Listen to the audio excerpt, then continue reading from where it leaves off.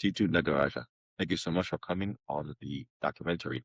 Can ODR change the world? The story and promise of online dispute resolution. So I wanted to invite you on so that you can give us the Indian perspective or uh the how the rest of the world is doing things perspective, because India is kind of the place to be when it comes to ODR. And you've been someone who's been doing this for a very, very long time. So just wanted to start off by getting a little bit about yourself, your story, and then moving it into the beginnings of your experience with ODR and how you've seen ODR develop, specifically from an Indian perspective. And then we'll go global as we continue talking. But yeah, can you go ahead and tell us a little bit about yourself first off? Thank you so much for having me here, Mac, and it's such a pleasure. Also, thank you for doing a documentary on online dispute resolution. It's very much needed to find out about the legacy. I feel, especially the legacy what people like Ethan Cash and Colin Rule have built. Let me start with my story. I come from India, Chennai. I'm based out of Chennai currently. Uh, and my journey into online disputes resolution started in the late 1990s, early 2000s. So, yes, I do have my background was in history and law, but I did not want to practice law because I wanted to make an impact in the world. How do you resolve conflicts? Was something which was always coming to me to say, okay, you have a dispute. Now, do you want to go to court? I hated going to court. So when I hated going to court, how would you start resolving disputes? And I came to know about negotiation, mediation after my law degree, and I said, okay, I want to be a mediator. So I trained to be a mediator, and I just loved it. I loved being a mediator. But at the same time, this was in the late 1990s, where there was a great internet revolution. So you had the internet and technology revolution happening at the same time. And that fascinated me because, I started doing a lot of work on cyber law. And when I started doing a lot of work on cyber law, there was an intersection. Okay, disputes happening. What do we do? E-commerce was coming. It had just then started. We had a lot of Skype started opening up online. The mail started happening. And at that time, I just thought, why don't I do my master's in something which is an intersection between what I love, which is alternative dispute resolution, as well as technology. So I started doing a lot of research, and again, way back in the late 1990s, and at that time, the internet was not what it was a couple of years ago. Now we have AI, where we have everything in our fingertips, but we did not have much information. There was a lot of research which we needed to do. We just had, the www, and the information which was there was very little. But I was very fortunate with my research. I came upon two people. One was Ethan Cash and the other one was Colin Rule. And I started reading a lot about, what they were doing at that time. They had published certain journals. They had published certain articles. Their books were coming out at that time as well there. And so when I started reading that, I was like, oh my gosh, this is exactly what I want to do. I want to be at the intersection of where technology can actually help in the dispute resolution process, because I had found my sweet spot, and I started doing my master's in that area. When I was doing my master's, another thing which struck me was me coming from India, and the land where you have the most number of disputes, as well as different sections of disputes, and how it was very difficult to get a resolution to disputes. How would this concept impact the Indian market? When I say the Indian market, it is not just the market as such, but the land of India, right, with different types of strata and diaspora, lots of things. So that's when I started thinking about this, and I started researching on if there was any provider providing online dispute resolution services or platform. right? Because we needed a platform for ODR, and I was researching at that time, and I just found out there was no one. There was no one doing online dispute resolution. There was no platform providing ODR, and that actually was quite shocking to me because this was in the early 2000s.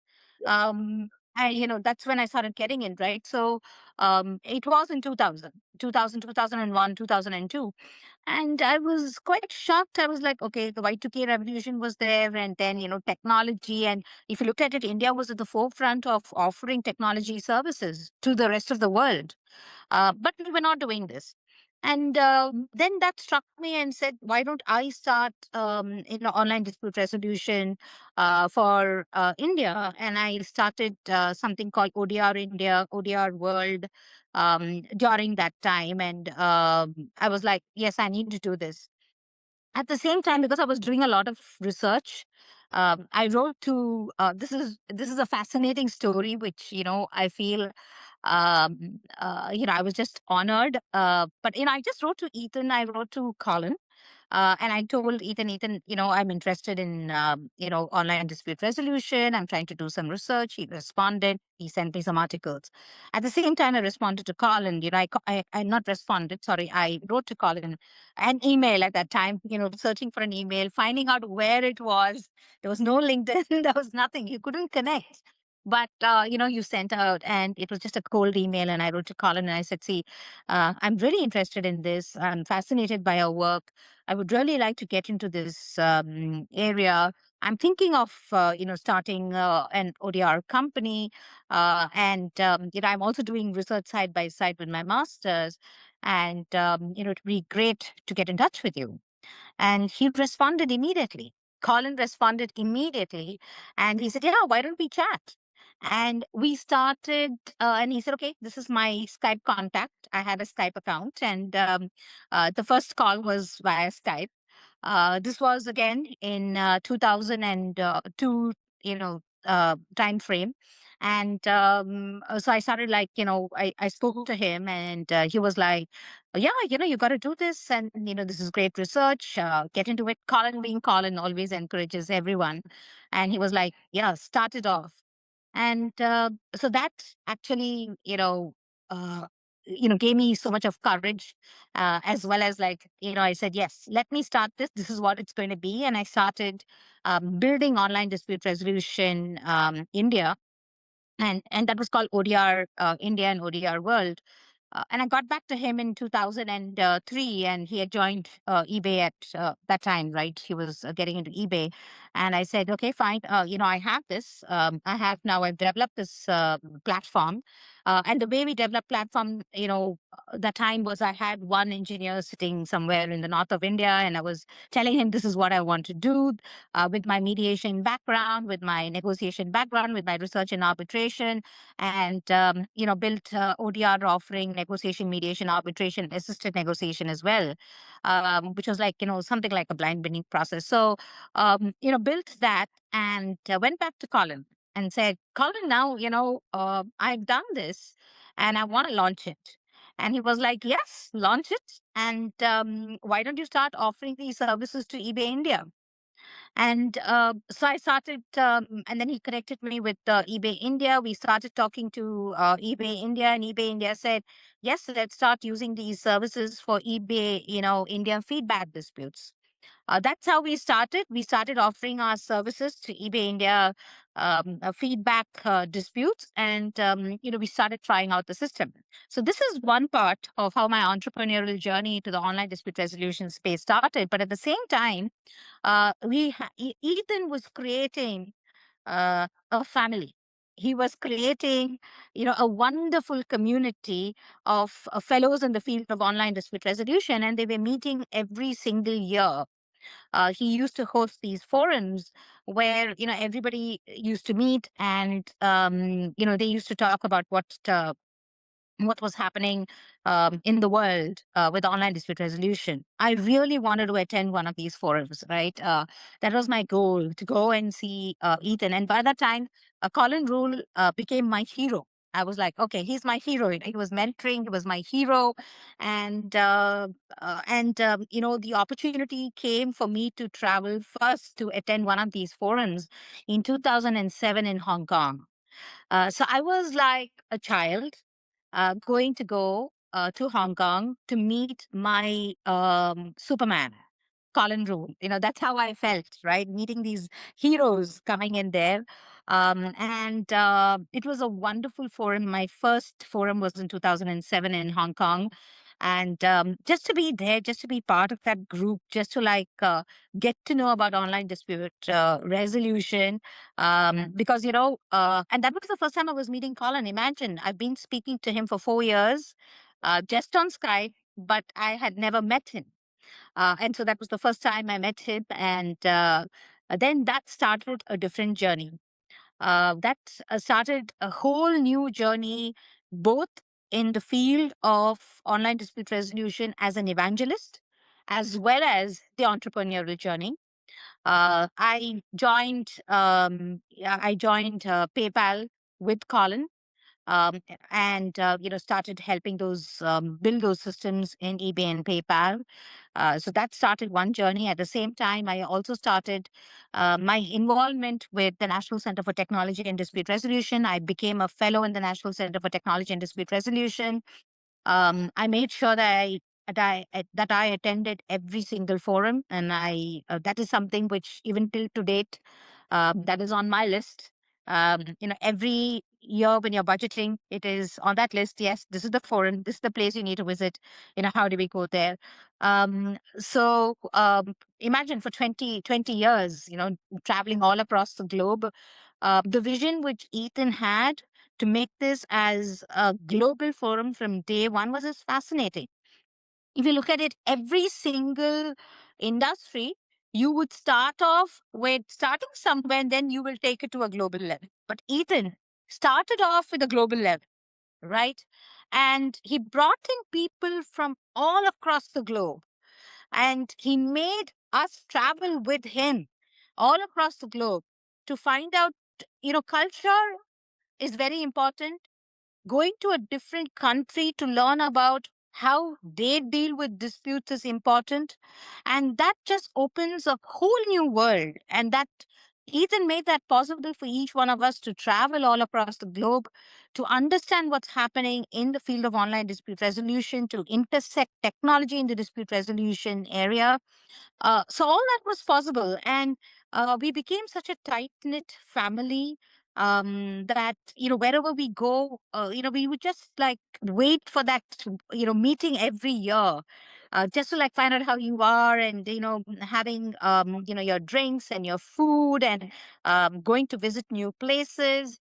So that's one of the best things which has happened in my life, is this community, and being a part of the National Center for Technology and Dispute Resolution, and Ethan, for making that possible.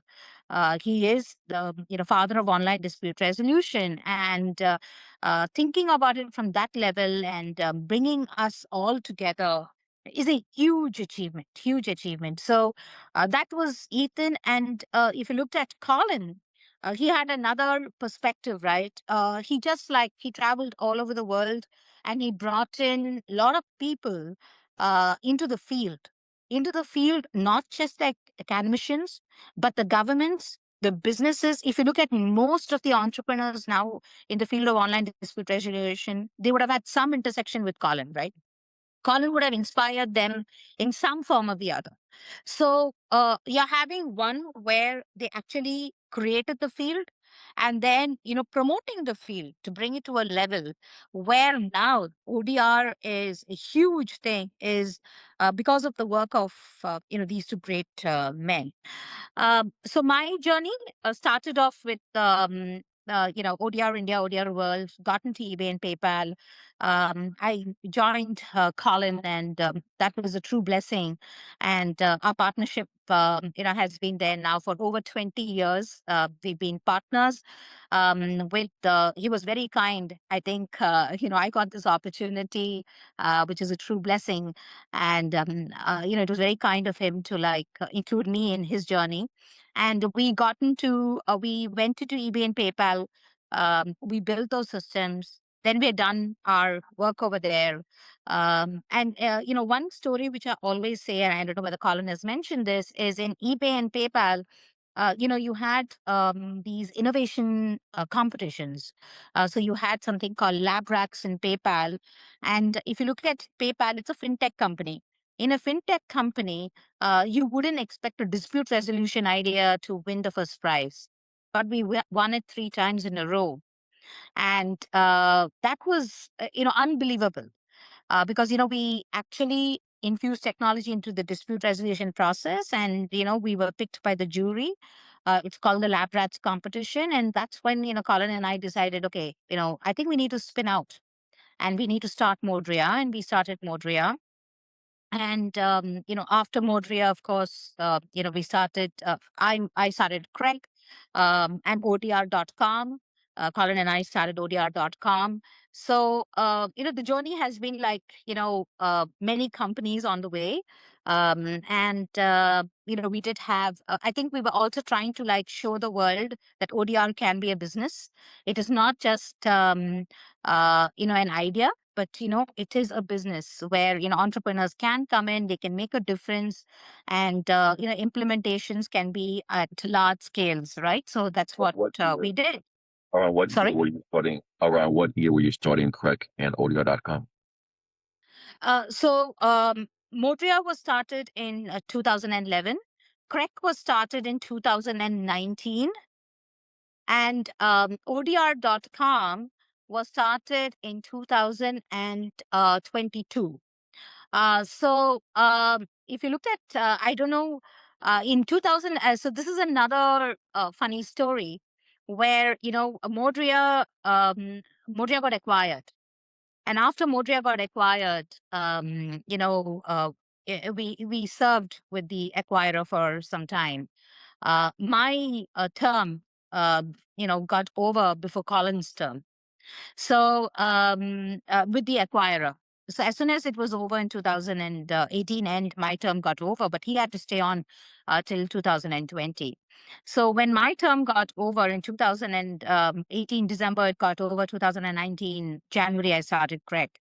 And when I started, I just had one thing in my mind. I wanted to pay a tribute to Colin Rule and Ethan Cash. So CREC actually stands for Colin Rule and Ethan Cash. And that is a tribute to them. And Craig is always there and will always be there. Another story is, when Colin got ODR.com, he purchased ODR.com. And, Colin came to me and he said, okay, Chittu, I don't like the name Craig. This is when he served his term and he came back in 2020, and we started working again, right, from 2020 to build ODR.com. So he says, see, Craig was the foundation for ODR.com. So he said, I don't like the name ODR. I don't like the name Craig. Now I'm going to give you a gift. I've purchased ODR.com. This is the biggest, gift, and I have it, and you're going to take it. And I want you to change the name because I hate having my name in it. And I don't want, Colin Rule and Ethan Cash. So you got to take ODR.com. We are now changing correct to ODR.com. And I told him, and I never tell no to Colin. And I can't say no to Colin. And that was, the first time I said, no, Colin, I'm not changing the name. We are going to have Craig. And if you want, we can have, you can have the US company and we'll name it ODR.com. But Craig will always be there. And I'm not changing the name Craig, and Craig will always be there. So that's when we started now. ODR.com is another company. And of course, ODR.com also got acquired. But Craig remains as a company. And it's wonderful. It's just wonderful just to have, the name Craig. I think it means a lot to me. So that's the entrepreneurial journey of the companies, and building platforms, right? And if you look at it, what we have seen is when we started off, we were working with certain technology. And I don't come from a technology background, so you got to work with all the technologists, and So that was a I was going to ask you about that. That how are you doing all this without like a computer science degree? Yeah, so that's fascinating. I think actually, we start understanding the different languages, how to build technology. The experience in eBay and PayPal, even before the experience in eBay and PayPal, I built ODR.com, and that was with a single developer, right? So you learn on the job on how do you convert your desires, your needs of what you want your design to requirements. You learn that. And then you tell it to the developer, and then know, okay, how are they coding it? And how do you test it? How do you deploy it? It's all, you've just started learning. And then we do not have all of these courses. You have to learn everything on your own or on books, right? That's it. You don't have anything else which you could even research. Um, and when I went to eBay and PayPal, I think that learning was even greater because that's a tech company. So you learn more about processes, you learn about product management, you learn about quality, you learn about how they deploy servers, all of those bigger things, right, of how they do it. I think that journey was a great journey to teach all that. And then when you had bigger companies like Modria and Correct and ODR.com, automatically all that has to flow in now. So it was just learning on the way, and then you work with all of these technologists. But you got to keep abreast with the latest technology. And currently, when we came in, it was very difficult for us to even sell ODR to anyone.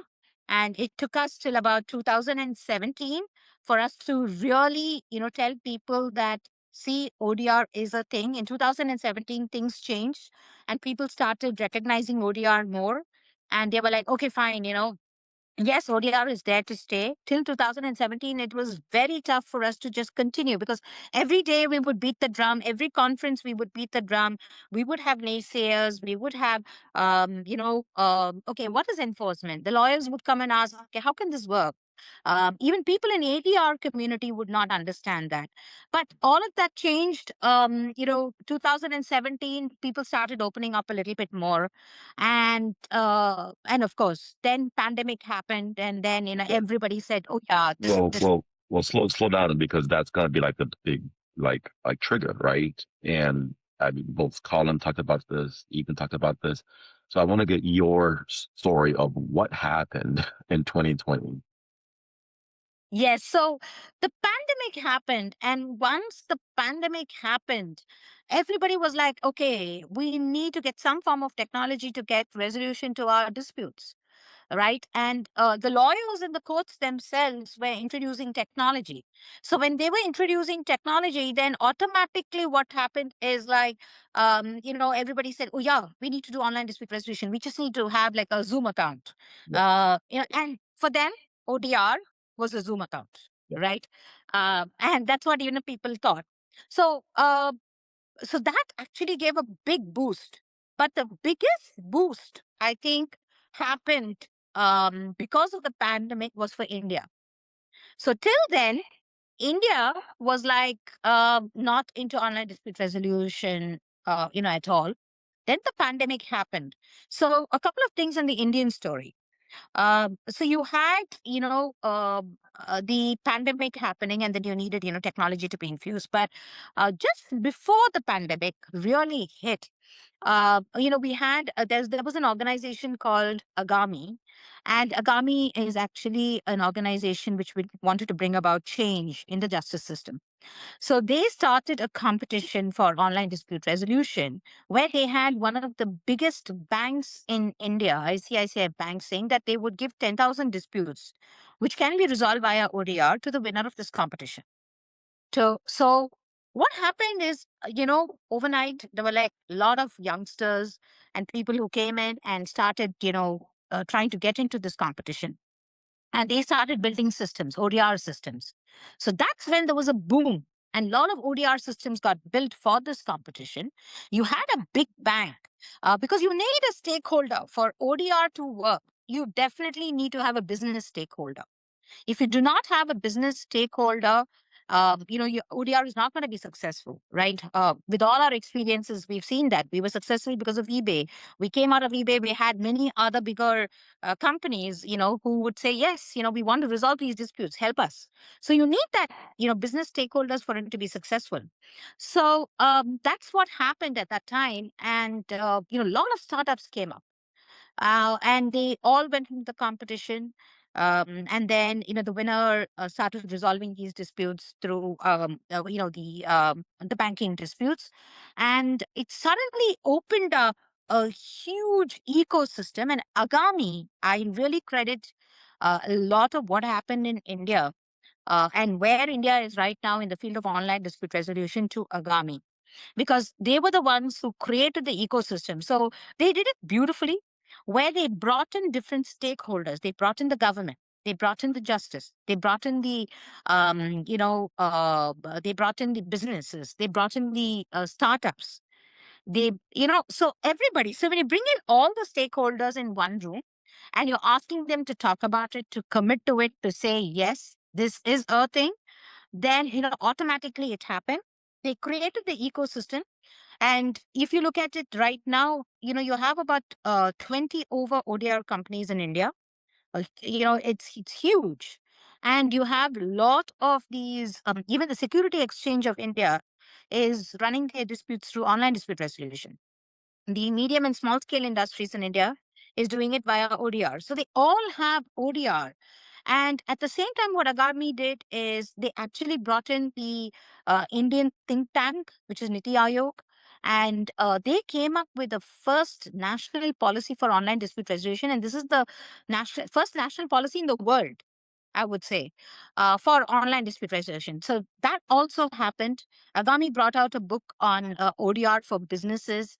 So lots of things happened during, and all this happened during the pandemic time. So it was, so that pandemic time, uh, you know, uh, Agami brought in all of this, Niti Aayog brought in all of this, that startup companies happened. So it was, it was a real flourishing moment in India, where you had so many things happening. I still tell people, of course, after the pandemic, in 2023, I keep telling everybody, just copy the Indian model of what happened, right? Where you have a national policy, you have the ecosystem, which is, supporting the startups, where you have businesses which are supporting every sector. Digital payments is another sector where they said, no, we must have online dispute resolution. And then you have, something which is like the open networks, right, for commerce, for digital commerce. So they also have ODR.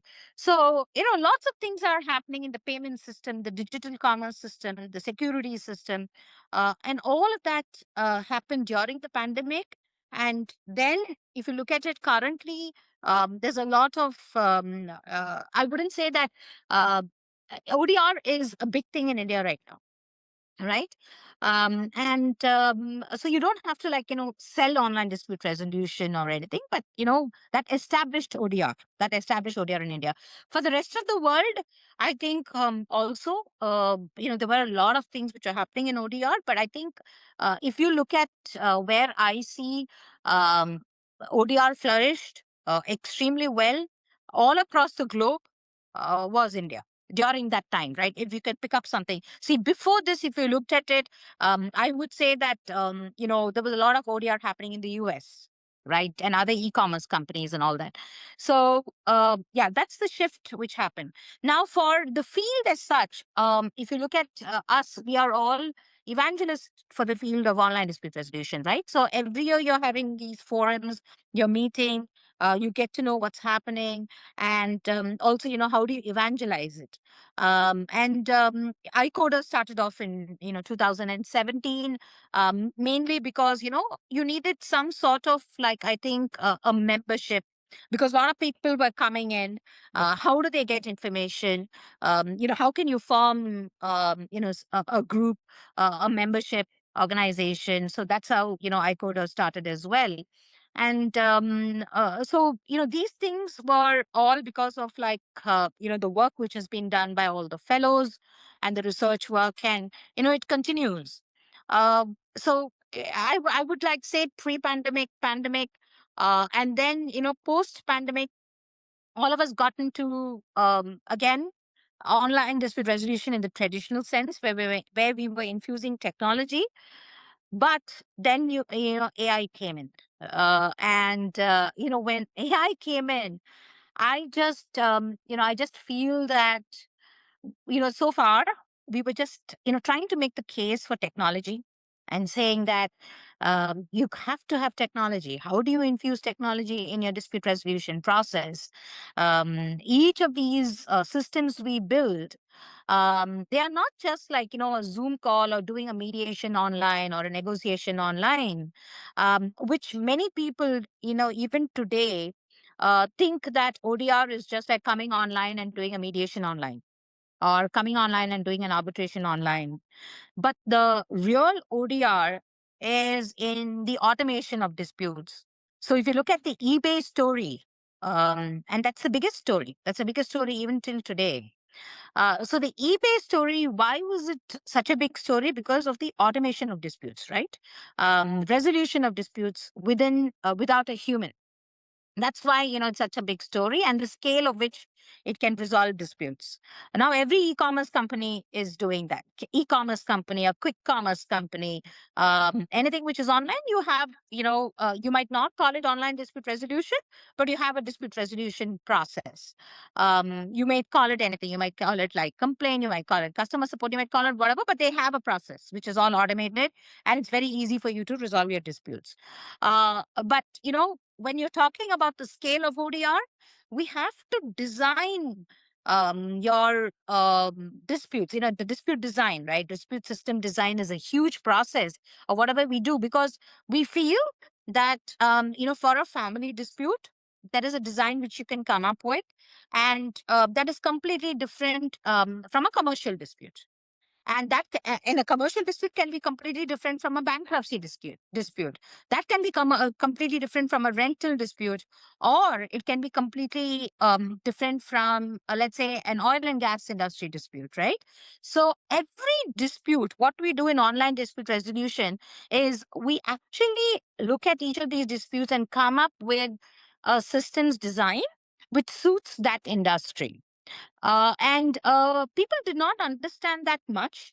And we've had a hard time selling that of how technology can help this, because especially I feel that before the pandemic, we had a different challenge. After the pandemic, people just thought, okay, if I have Zoom, everything is over. Right. But then we have to tell them that no, you got to do certain things with technology to help and to prevent and to make it more user friendly to the to the consumers, or to the people, right? And make it more people centric. Now AI comes in, and when AI comes in, whatever we've been preaching before, or whatever we've been trying to like educate people, suddenly I'm like, oh gosh, okay, we don't have to do that anymore. It's like, it's totally wiped out. Before, we used to sell, we used to like, every time is like educate, educate, educate.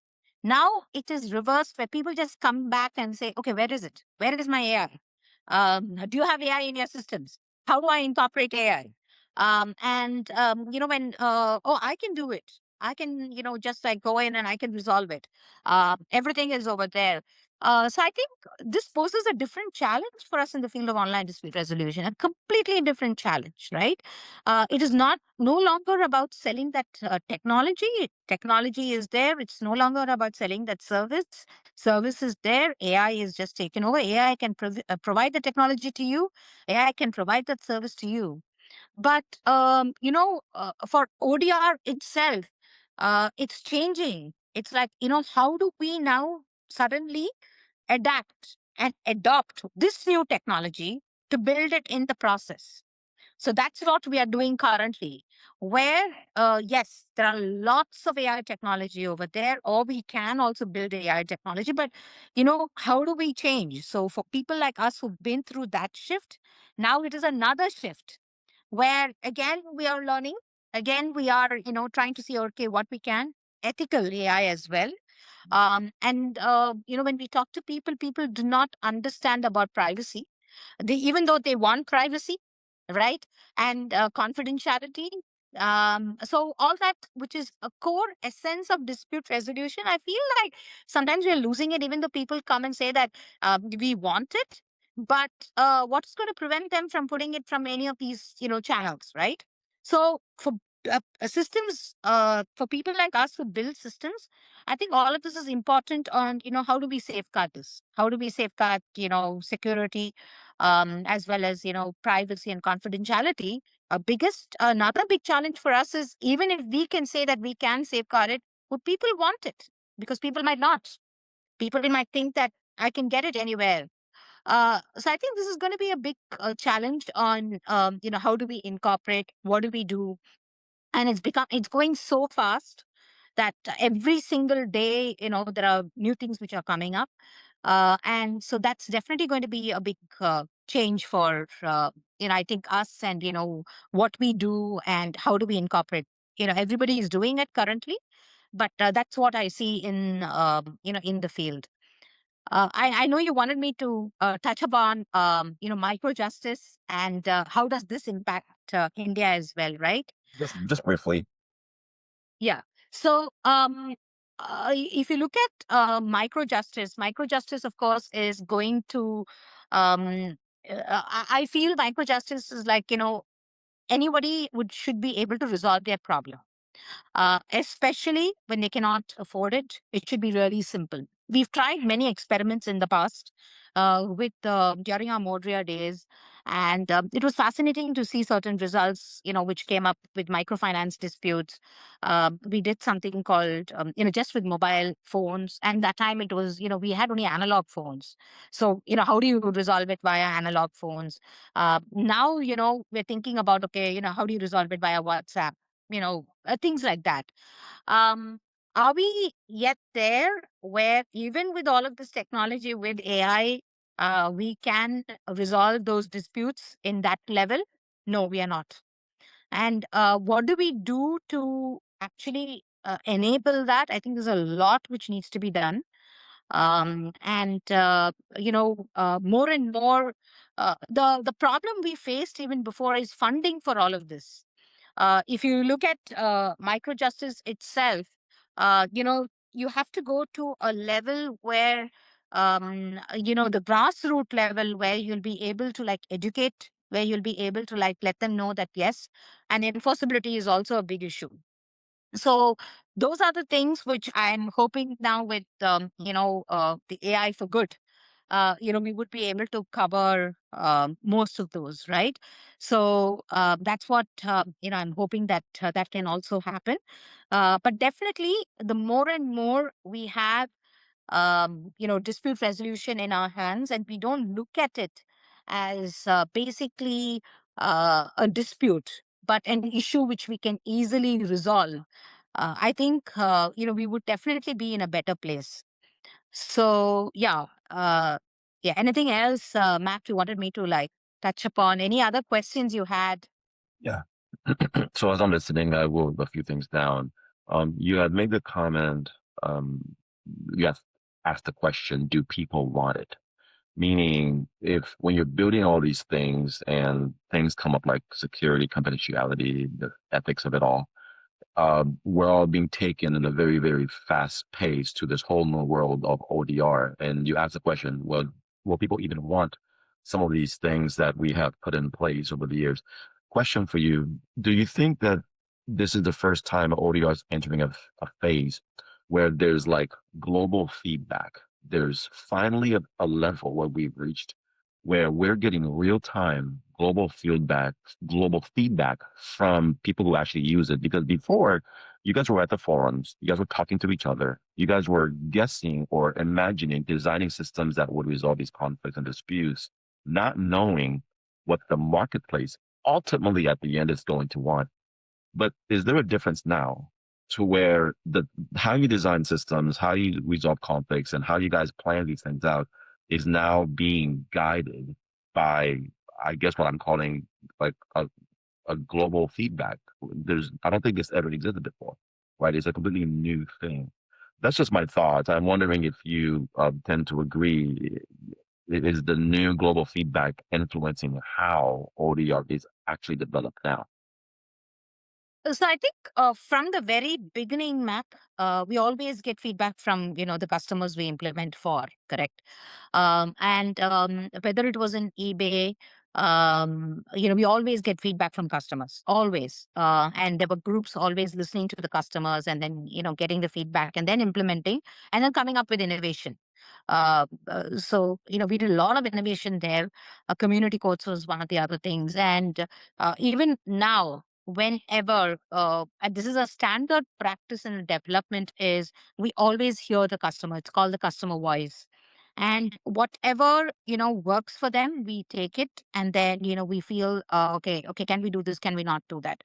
So in even right through our designs, if you looked at what we did, even I would have designed something like 3 weeks ago, and now I would look at it and I would say, okay, let's add this because I'm hearing this, or I'm seeing this, and then we'll have to implement this.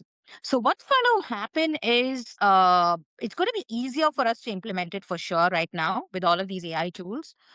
Before, it would take us some time because it has to go into the traditional mode of development. But now I think it might be easier for us to implement if we go with the new ways of development. That is for sure. But when we're getting feedback, yes, the research is there, and when we put in something, automatically we're getting a lot. So the customer voice also, before we used to organize these groups. But now we don't have to. You go to Claude, you go to ChatGPT, you go anywhere, and if you ask them, it's going to give you all the feedback of what people are thinking, Yeah. what they're doing. Sometimes it's too much of information, right?